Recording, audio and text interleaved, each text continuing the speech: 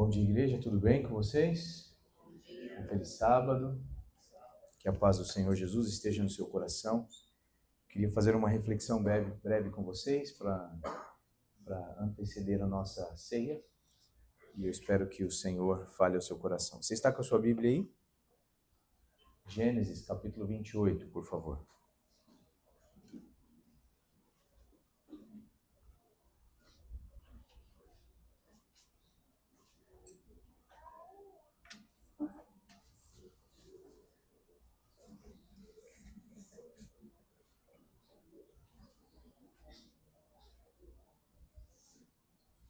O texto que nós vamos ler, ele conta um pouco da história de Jacó. Jacó, irmão de Esaú, filho de Isaque. Jacó tomou uma decisão, algumas decisões ele tomou que foram difíceis na sua vida. E nessa decisão, uma das decisões difíceis foi enganar o seu próprio pai. Lembra dessa história? Lembra? Quando ele enganou o seu pai, o seu irmão criou um ranço com relação a ele. Criou um sentimento de ódio e de vingança. E nesse momento, Jacó precisa viver algo completamente diferente daquilo que ele desejava e buscava. Lembra por qual motivo que Jacó enganou o seu irmão? Primeiro foi a primogenitura, lembra? Ele queria primogenitura. Você lembra depois do segundo motivo? Ele queria a bênção do seu pai. Que bênção era aquela? Que bênção era aquela? Ô, João, você consegue um pouco de água para mim, João? Hã? Primogênito. Ele queria a primogenitura. O que isso significava? A primogenitura significava a proeminência na família. Jacó, ele buscava a proeminência espiritual que ele herdaria de seu pai Isaque. Ele havia recebido essa promessa de sua mãe, porque Deus assim o havia falado. Só que a grande questão na história de Jacó é quando, nós percebemos que é quando o ser humano tenta fazer do seu jeito aquilo que até mesmo seja a vontade de Deus. Era a vontade de Deus que Jacó fosse chefe da família e fosse o primogênito. Só que aí entra uma questão humana muito forte. Jacó começa a seguir um caminho da seguinte forma: a promessa de Deus é essa. Se é essa a promessa de Deus, eu tenho que fazer acontecer. Assim como Abraão havia feito. Deus falou que eu seria o pai de uma grande nação. Só que minha esposa não tem filhos, então o que eu vou fazer? Segue o conselho da esposa e fala, vamos fazer acontecer. Ué, promessa de Deus, a gente tem que fazer acontecer. E a gente vai vendo que na história, a história dos patriarcas, ela é marcada por tentativas humanas de fazer com que a promessa divina aconteça. Obrigado, João. Deus abençoe você, meu irmão. Obrigado.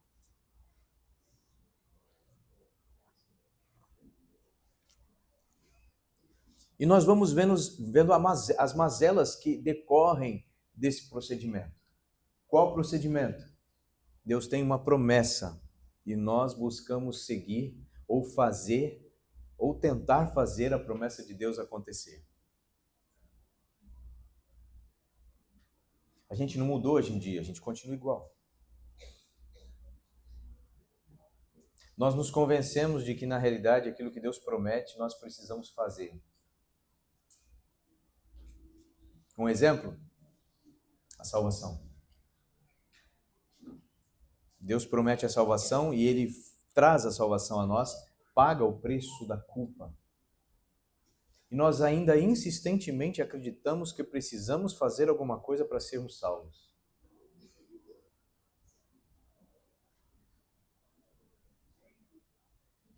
Deus tem uma promessa de vida eterna e nós continuamos acreditando que nós precisamos fazer alguma coisa para conquistar a vida eterna. Todas as vezes na história que o homem tentou fazer cumprir as promessas de Deus, ele colocou os pés pelas mãos. Se tornaram legalistas, se tornaram farisaicos. A tentativa do homem fazer com que a promessa de Deus se torne realidade traz tristeza. Jacó, diante das promessas de Deus, ao invés de confiar e esperar, ele colocou os pés pelas mãos. Pastor, você está dizendo que então, se Deus promete, nós temos que sentar e esperar? Não, estou dizendo que nada do que você faça é necessário o suficiente para que a promessa de Deus se cumpra. Eu quero dizer que todas as vezes que você tenta fazer com que a promessa de Deus se cumpra pela sua maneira, você não tem tempo para esperar e agir e viver de acordo com aquele que já recebeu a promessa de Deus. A promessa de Deus, ela sempre acontece como uma realidade. Deus falou, assim acontece. Paulo aos Romanos capítulo 2, 3, ele vai dizer o seguinte, que os antigos, eles foram salvos pela graça, mesmo antes de Cristo ter vindo e ter morrido. Por quê? Por que foi assim? Porque lá no passado, Cristo falou, eu morrerei pela humanidade. E a promessa de um Deus que não muda, santo, justo e fiel, é uma realidade. Às vezes me fala assim, pastor, você vai estar com a gente em tal data? Eu falo, se assim Deus permitir, porque para mim repousa a limitação. Eu posso prometer algo a você e não conseguir cumprir, como já aconteceu. Eu ter que estar em algum lugar, cumprir algum compromisso e cair doente. Ou algum fator externo impedir o cumprimento da minha promessa. Mas com Deus não é assim. Com Deus, quando Ele promete, é uma realidade. E nós já recebemos as bênçãos pela promessa que ainda não se tornou realidade. Da mesma forma que Cristo prometeu que salvaria o mundo, e isso foi uma realidade para que todos aqueles que viveram antes de Cristo já fossem salvos por essa promessa, quando Cristo vem e falou o seguinte, eu voltarei e vocês viverão comigo a eternidade, a conduta daqueles que aguardam Cristo não deveria fazer acontecer a eternidade, mas simplesmente esperar para que esperando tivessem tempo de viver a realidade de uma promessa. Entende o que eu quero dizer? A promessa de Deus da volta é tão certa quanto a promessa da sua salvação. Da mesma forma que os antigos, antes de Cristo morrer, já eram salvos, nós, antes de Cristo vir, já vivemos o reino eterno. Sabe o que me entristece? Que por algum motivo, muitas vezes não conseguimos viver aquilo que, ou de acordo, ou viver como alguém que já está usufruindo do reino de Deus. Jacó teve que ir embora. Jacó teve que fugir, lembra dessa história? Esaú queria matá-lo. E no capítulo 28 de Gênesis, sobre a orientação do seu pai, ele fala, você tem que ir embora, vá para uma terra, mas não vá para qualquer terra, porque eu não quero que você case com alguém que vá diferenciar a fé dela da sua. Para que você não se perca e não perca o vislumbre da promessa. Por que Deus faz essas coisas? Porque Deus acha que uns são melhores que o outro? Judeus são melhores que os gentios? Sim ou não? Claro que não. Ele faz isso por um motivo. Porque se você se unir Jacó com alguém que tem uma fé diferente da sua, vai haver um conflito. E talvez você comece a não estar vivendo à altura de quem já está sob a promessa. Vá para a terra dos parentes, do irmão da sua mãe. E lá vai Jacó. E aí eu queria ler um trecho com você a partir do verso 10, capítulo 28, verso 10. Jacó, encontrou aí? Gênesis 28, verso 10.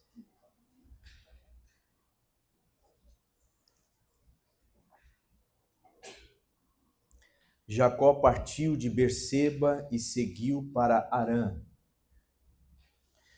Quando chegou a certo lugar, ali passou a noite, porque o sol já havia se posto. Perceba bem essa frase. O sol já se havia posto. Pegou uma das pedras do lugar e fez dela o seu travesseiro e deitou ali mesmo para dormir. Eis que o Senhor estava perto dele e lhe disse: Eu sou o Senhor Deus. Eu estou lendo o verso 13. Eu sou o Senhor Deus, Deus de Abraão, seu pai, o Deus de Isaque. A terra em que agora você está deitado, eu a darei. Darei a você e a sua descendência. A coisa mais irônica é que quando Jacó tentou enganar o pai, o irmão, ele estava buscando a proeminência de ser um líder naquela terra. A terra de Jerusalém era uma terra prometida. Só que agora, ironicamente, ele tentando buscar aquilo a qual Deus havia prometido, agora ele tem que se afastar daquilo que Deus havia prometido a ele. E ele está indo embora. Chega nesse determinado lugar, o texto faz a seguinte declaração: Jacó passou ali a noite, porque o sol já havia se posto. Quanto tempo dura uma noite? —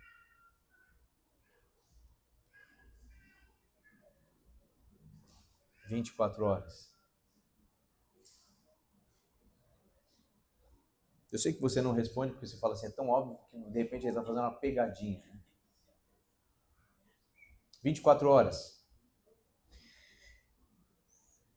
A vida de Jacó, ela se conecta em dois momentos muito importantes. Esse a qual ele está saindo de Jerusalém, de Canaã, e outro quando ele está voltando. Esse que ele está saindo, acontecem coisas que conectam esse momento com o seu retorno. Você lembra quando ele retorna? Você lembra quando Jacó retorna? Jacó vai para a casa do sogro, conquista 4 mulheres, esposas, filhos, riquezas, e depois ele volta. Lembra essa história? A gente já vai ver já. Mas vamos ver a saída dele. Como que ela se conecta? Primeiro ponto, é dito o seguinte: o sol se pôs. Se o sol se pôs, iniciou-se a noite. Fala que ele deita, dorme, sonha, Deus está ali. No verso 15, Jacó faz uma promessa e diz assim: eis que eu estou... Não, Deus faz uma promessa e diz: eis que estou com você e o guardarei por onde quer que você for. Iniciou a noite na vida de Jacó, ele dormiu, sonhou e Deus faz essa promessa: eu estarei com você e guardarei por onde você for, farei com que você volte para essa terra, porque não o abandonarei até que eu cumpra aquilo que lhe prometi. Queridos, deixa eu te falar uma coisa. Quando esse mesmo Deus que falou o seguinte: a minha promessa é você aqui, pelo seu comportamento você está saindo, está se distanciando das minhas promessas e do que eu idealizei para a sua vida. Eu não vou te abandonar. Mesmo que você se distancie, segundo o Salmo 139, não dá para a gente fugir de Deus, dá? Se eu for para o fundo do mar, Deus está lá também. Se você se esconder na sua casa, debaixo do seu colchão, da sua cama, Deus está lá também. A questão não é que eu consiga fugir de Deus, a questão é que Deus sempre estará comigo. O grande desafio é que quando eu estou em direção ou em fuga de Deus, eu paro de percebê-lo, eu paro de viver a experiência com Ele. Eu estarei com você, Jacó, por onde for, e Jacó promete: se você estiver comigo, eu serei fiel a ti. E aí aquele lugar, no verso 17, ele diz o seguinte: quão temível é esse lugar, é a casa de Deus, a porta dos céus. E ele chama aquele lugar como? De Betel. Bet, casa, El, Deus. Betel, casa de Deus. Então eu quero que você perceba os pontos importantes desse trecho. Então Jacó está aqui, na casa do seu pai, onde Deus lhe havia prometido que ele seria proeminente naquele lugar. Agora, pelo seu comportamento, pela sua conduta humana de querer fazer do seu jeito, agora ele tem que sair e se afastar do ideal de Deus. E nesse sair, algumas coisas acontecem. O sol se põe. Se o sol se pôs, iniciou as trevas à noite.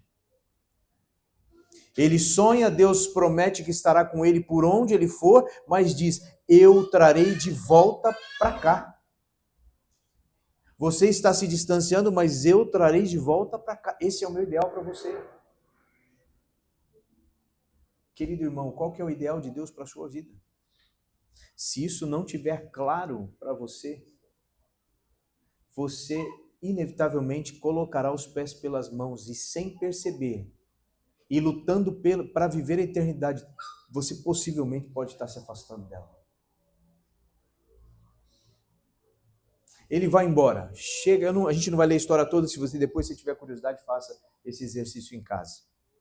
Ele vai embora, nós não temos todos os detalhes, mas nós temos pontos importantes dessa jornada. Ele chega à casa de Labão, lembra? Irmão de sua mãe, conhece sua esposa, quem que ele se apaixona, né? Raquel. E ele fala, trabalharei quantos anos para o Senhor? 7 anos eu vou dedicar da minha vida porque me apaixonei por Raquel. Ele trabalha 7 anos. Depois de 7 anos, o que acontece? Aquele que engana agora é? E aí ele recebe Lia. Ele está com Lia e fala, olha, você não pode se casar com a mais jovem antes da mais velha? Porque todo engano tem um bom argumento, não tem? Porque ninguém que engana, ela chega, olha no espelho e fala assim, olha, você é um baita de um enganador, ei, que alegria. Você é uma má pessoa. É assim? Não. Todo engano tem uma boa justificativa, um bom argumento.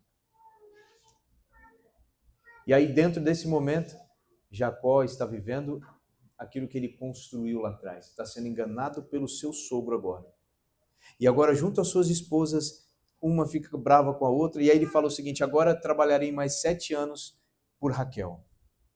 E agora que ele tem Lia e Raquel, ele fica mais 7 anos para pagar agora o preço de Raquel. Com 2 esposas, tem mais 7 anos pela frente, ele recebe então a incumbência de se casar mais 2 vezes. Com as servas de Raquel e de Lia. E ele começa a ter filhos, começa a constituir uma família. Ele começa a ter dinheiro, ter ali ganhos, proventos. O seu sogro percebe que ele está crescendo demais e sobre a inveja dos filhos agora, o que ele vai fazer? Olha, pai, Jacó está muito poderoso. E o sogro começa a enganá-lo novamente. Muda de novo o valor do seu pagamento. E assim ele vai vivendo. 20 anos, mais ou menos, Jacó está ali até que ele decide voltar. Ele saiu por causa da ira do seu irmão e foi embora para viver os enganos da mesma forma como ele fez no passado. E agora ele está voltando. E agora eu quero dar um salto para esse retorno. Eu quero que você vá ao capítulo 32, por gentileza.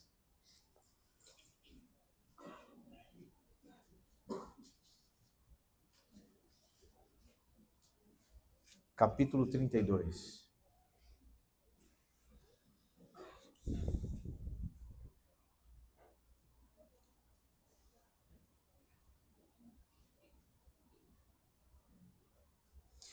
Jacó está voltando, ele separa em grupos a sua família, sendo que Raquel com os seus estão atrás, protegidos. Ele coloca os da serva, a serva e os filhos na frente, depois vem Lia e depois vem Raquel. Ele protege Raquel. E aí ele pede para que eles atravessem e ele permanece no verso 27 sozinho. Sozinho. E nós lemos o seguinte, naquela mesma noite, Jacó voltando, Jacó se levantou, tomou suas 2 mulheres, suas 2 servas, seus 11 filhos e transpôs o val do Jaboque. Reuniu todos, fez com que passassem o ribeiro. Também fez passar tudo que lhe pertencia. Jacó ficou sozinho. E um homem lutava com ele, até o romper do dia. Vendo este que não podia com Jacó, tocou-lhe na articulação da coxa, de modo que a junta da coxa de Jacó se deslocou na luta com o homem. Então o homem disse, deixe-me ir, pois já rompe o dia. Já rompeu o dia. Jacó respondeu, não o deixarei ir se não me abençoar. Você já perguntou qual é o sentido desse homem anjo que está aqui lutando com Jacó? dizer o seguinte: Jacó, me deixe ir, porque o dia já está rompendo, já está raiando. Você já parou para se perguntar o que tem a ver uma coisa com a outra? Eu só luto à noite. Tá chegando o dia, eu parei de lutar. O que será que o texto está remetendo a gente a observar? O texto está levando ao leitor atento a percepção de que naquele momento Jacó está prestes a sair da sua grande noite de trevas, que começou com a sua saída lá atrás, quando o sol se pôs. E ele continua aqui, ó. Quando chega no verso 29, Jacó diz: por favor, diga-me como você se chama. Ele respondeu: por que você pergunta meu nome? E o abençoou ali. Jacó deu àquele lugar o nome de Peniel, pois disse: vi Deus face a face e a minha vida foi salva. Verso 31, como começa? Nasceu-lhe o sol quando ele atravessava Peniel e mancava por causa da coxa, ou da coxa. Percebeu esse detalhe? Vamos pegar e linkar alguns pontos. Jacó está saindo do ideal de Deus, resultado de sua busca humana de tentar viver aquilo que Deus havia prometido. Na saída, nós temos o relato de que o sol se põe e diante dessa noite ele dorme e sonha com o divino. E Deus diz: eu estarei com você por onde você for, mas eu vou trazer você de volta. Porque mesmo que Deus nos acompanhe em nossas fugas, Deus quer nos trazer de volta. Essa é a ideia central das interações de Deus com a humanidade, com o pecador. Queridos, entenda que assim como Jacó, Deus ele pode ir onde você vai. Se você estiver nos piores lugares, Deus vai estar com você. Mas ele fala assim: eu vou trazer você de volta. E ele vai, cerca de 20 anos, ele vive esse engodo de engano e trapaças. E aí, quando ele retorna no capítulo 32, ele está vendo que seu irmão está vindo, aquele ao qual foi motivo de sua fuga, e agora ele vai enfrentar o seu irmão, e ele, angustiado, começa a lutar com um homem que aparece no texto aleatoriamente. A gente não sabe de onde ele vem, mas a gente só sabe que esse homem, ele muda o nome de Jacó, assim como Deus faz com Abraão, e nós já começamos a perceber que ali não se tratava de um mero homem, mas de uma teofania, de uma aparição de Deus, a qual busca em Jacó saciar a sua angústia. E a esse confronto, ele fala: não te deixarei ir se não me abençoares. E até que ele abençoe, ele fica ali. E aí então ele abençoa. Quando ele abençoa, o texto diz o seguinte: o sol nasceu. Porque agora Jacó está voltando. Eu fiz um exercício de ler toda a história, da saída até aqui. Nós não temos, nesse relato dos 20 anos de Jacó, a expressão o sol se pôs e o sol nasceu. O texto, ele conecta esses dois pontos. Claro que todos os dias foram se passando nesses 20 anos. Mas no texto, na narrativa, no texto escrito, tem o sol se pôs quando ele sai e o sol nasce quando ele volta. O objetivo do autor, linkar esses dois momentos e dizer que esse período de Jacó, distante do ideal e da promessa de Deus, foi um longo período de trevas. Foi um longo período de escuridão em sua vida. Que escuridão é essa? A escuridão de um homem que colhe as consequências de viver por suas próprias condutas e se distancia do ideal de Deus. Ele está fugindo, ele está em Betel, casa de Deus. O sol se põe, ele está em Betel e recebe a promessa de Deus que estaria com ele. Quando ele está voltando, ele não está mais em Betel, agora ele está numa região e dá o nome dessa região de Peniel, Peniface, a face de Deus. Betel, Peniel. O sol se põe, o sol nasce. Deus vai o acompanhar e aqui Deus o abençoa.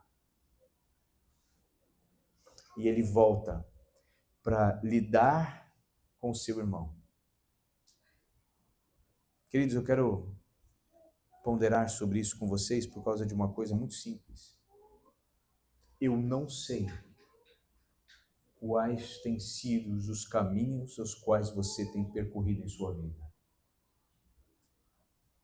Eu não sei em quantas vezes ou quantos momentos você fugiu de Deus. Eu não sei nem se você ainda está fugindo de Deus. Eu quero dizer uma coisa. O nosso tempo nessa terra é curto, pequeno. E nós temos esse tempo, somente este tempo, para fazer com que a nossa vida valha a pena ser vivida. As promessas de Deus na sua vida não se cumprirão porque você é uma boa pessoa. As promessas de Deus na sua vida não se cumprirão porque você estuda a Bíblia.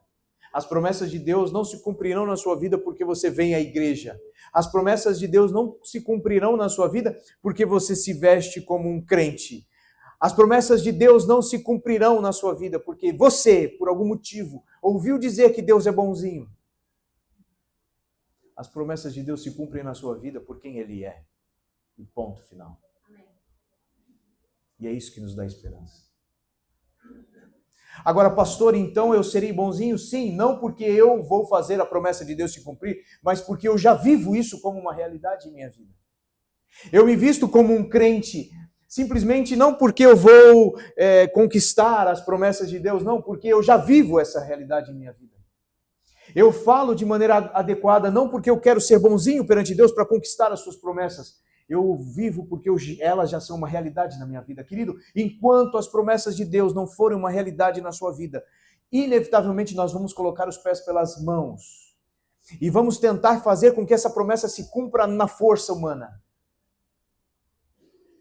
E o que eu quero dizer para você é que enquanto isso acontecer, não viveremos um cristianismo de verdade. Não viveremos um cristianismo significativo. Nós não teremos vontade de sair e fazer missão, nós não teremos vontade de ler a Bíblia. Nós não teremos vontade de nos relacionarmos como irmãos. Nós não teremos vontade de vir à igreja. Enquanto as promessas de Deus não forem uma realidade. Assim como Jacó, nós vamos tentar fazer acontecer aquilo que já é uma realidade. Você percebe a ironia, a loucura humana? Jacó tenta fazer acontecer algo que Deus havia prometido. Se Deus prometeu, é verdade? Já era uma realidade então. E como que eu posso tentar acontecer uma coisa que já é uma realidade? É a mesma coisa que o prato já está à mesa e você está pensando naquilo que você vai cozinhar para almoçar. A realidade está ali, a comida já está servida, a mesa já está posta, mas você está pensando o que você vai fazer para comer. Tem sentido isso? E o que acontece quando a gente faz isso? Pensando naquilo que vou fazer, naquilo que vou cozinhar. Sabe o que acontece? Eu deixo de experienciar a comida que está sobre a mesa. E o que eu tenho visto é a tristeza de cristãos, pessoas, filhos e filhas de Deus, que não encontram mais a alegria de serem cristãos. Não porque Cristo não está com eles, mas porque eles estão distraídos e perdidos em outras coisas e não conseguem mais experienciar aquilo que já é e deveria ser uma realidade na vida deles.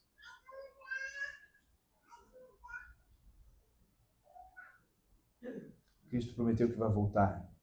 Eu tenho dito para mim todos os dias que isso já é uma realidade. Se Ele prometeu, Ele já voltou. E se Ele já voltou, eu busco viver uma vida em consonância com essa realidade. Não para que eu alcance isso, para que force isso. Nós temos que antecipar a vinda de Cristo.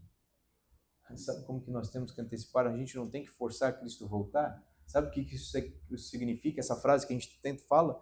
A gente tem que pregar para antecipar a vinda de Cristo. A gente não antecipa. O tempo de Deus é o tempo de Deus e Ele vai fazer o que tem que fazer no tempo dele. O que quer dizer então quando ele fala vamos antecipar a vinda de Cristo? O que a gente entende por isso? O que a gente entende é que quando eu entendo a vinda de Cristo como uma realidade, assim como os antigos, a salvação de Deus sendo uma realidade, nesse momento a minha vida é uma vida de quem já está vivendo o reino de Deus aqui na terra.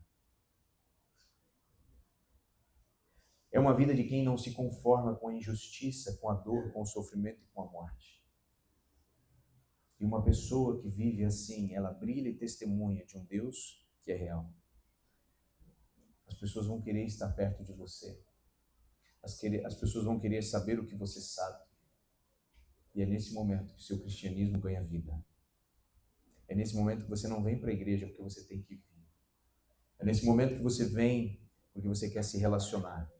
É nesse momento que você não vai ficar melindrado por alguma coisa que aconteceu. É nesse momento que você vai estar aqui porque você tem que estar aqui por um motivo certo.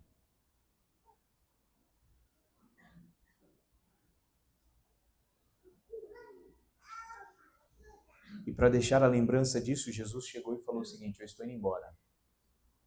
Só que eu vou deixar aqui o símbolo, porque eu sei que a memória humana ela é frágil. A gente esquece das coisas. Se nós não esquecêssemos, não temeríamos o futuro, sim? E aí Jesus falou o seguinte: eu vou deixar aqui algo para que vocês lembrem da minha promessa. Porque se vocês lembrarem da minha promessa se tornará uma realidade na sua vida.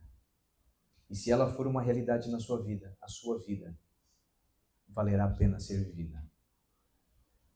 E ele levantou o cálice, levantou o pão e disse: façam isso em memória de mim. Gostaria de convidar a Jeane